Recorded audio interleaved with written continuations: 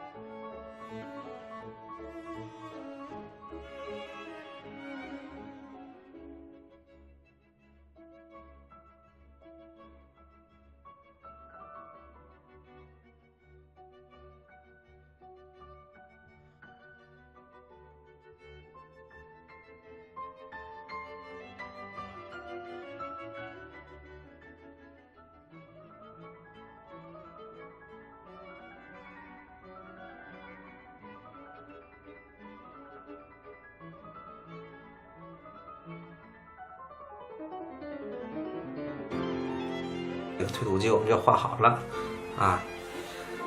这个我们最近画了好多工程车辆，我们画了叉车，我们画了挖掘机，我们画了推土机。好了，这一般都是我们工地上用到的很多的工程车辆，应该是很多小男孩比较喜欢的一个题材啊。以后呢，我们可能尝试更多的其他的一些题材的绘画啊。这节课呢就到这里了，小朋友，如果你在学习过程中有什么问题，可以给我留言。如果你觉得这节课对你有帮助，请帮忙转发，和更多的小朋友一起学习。